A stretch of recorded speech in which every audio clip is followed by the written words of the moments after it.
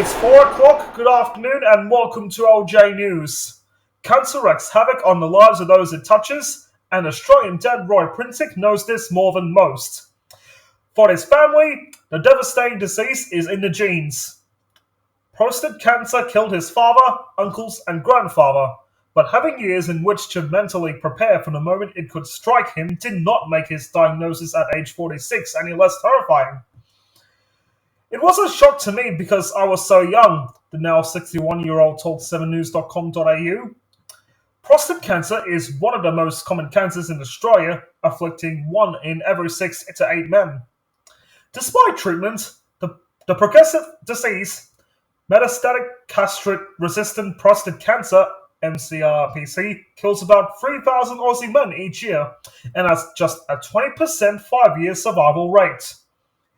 Princic is among those fighting mCRPC and is desperate to buy himself more time with the love of his life, Coral. Doctors say an emerging treatment could just do that. But it comes with a catch. He must travel 7 hours from each treatment, and currently it is only available to people who qualify for compassionate access programs or can pay for it out of their own pocket.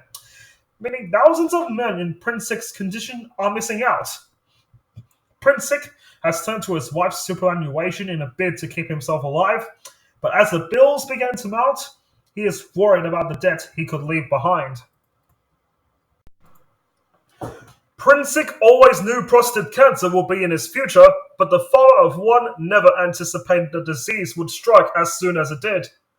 I was sort of expecting it in time, maybe in my 60s, he said. When it struck in his 40s, specialists started him on medication and radiation, but the pesky tumours kept coming back. I bounced from specialist to specialist and was given more meds, he recalls. Mentally, it was getting scary for me because it came back and then went well and then came back again, and I couldn't control anything. I went to another specialist, urologist, and they said it's not good. I got the report back from the PET scan and lit up like a Christmas tree. The tumours had spread to my back, down my spine, everywhere. He faced the startling realization his nightmare had come true. He was following the path he watched his father walk to his death. I'm a tough nut, but it brings a tear to my eye, Princic said. He got sicker and sicker. He did the trials, had kidney issues, his cancer spread and he passed away. Now my kidneys are playing up. It's so painful. I'm petrified. When you think about looking in that bed at your father, it's like seeing yourself. As Princic's condition worsened, he wasn't worried about himself. He just wanted more time with Coral. Their friendship began when Princic was just 7 years old. After Coral went through a divorce later in life, the couple soon fell in love and have been together for 40 years like peas in a pod. We've got to be together all the time. Now it's really hard, Princic said. The couple moved to Bayabara, a town about 40 kilometers inland from Port Macquarie, when Coral retired last year. I can't work because of the pain. She said we can't just sit here and watch the grass grow. So we moved, Princic said.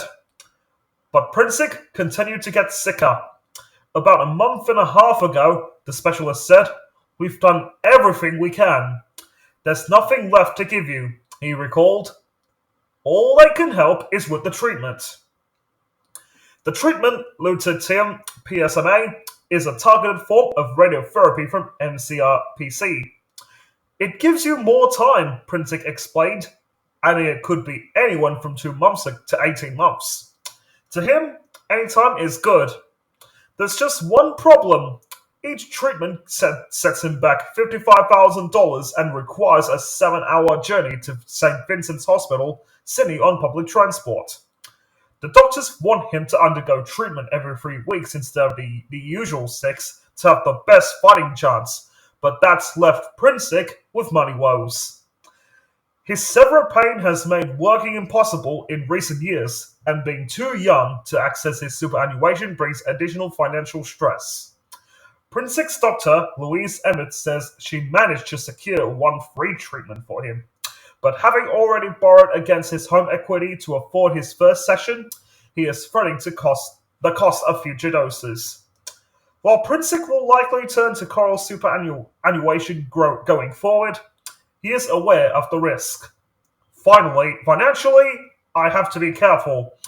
It's the money I'm taking off my wife, he said. I can't drain that to an endless number. I don't want to leave her with a debt. We've moved to this place and don't know anyone. It's hit her hard because we're best buds.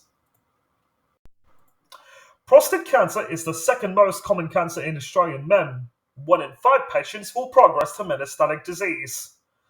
Clinicians say lutetium could help fight the disease, but the exorbitant costs mean thousands of men are missing out.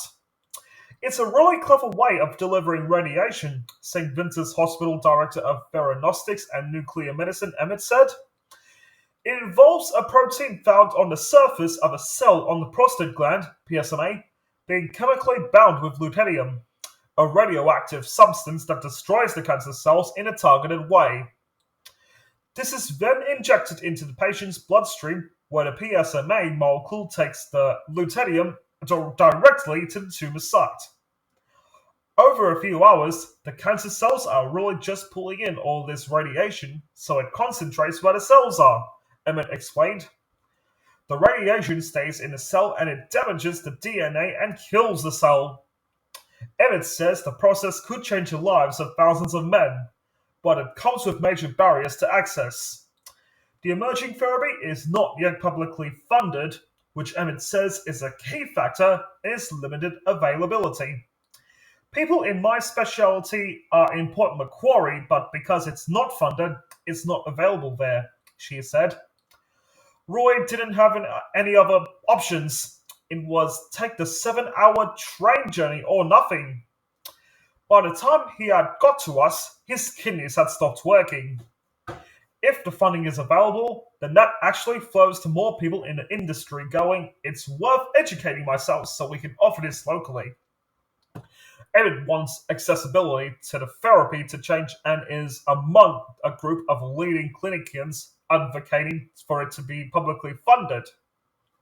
The Medical Service Advisory Committee met recently to decide whether to publicly fund the treatment, which would allow equitable access to all men with advanced prostate cancer. While the outcome is not expected for weeks, Emmett says it could fix the issue of inequitable access to the treatment. I want people not to turn up so late. I want them to have it earlier and I want it to be less difficult, she said.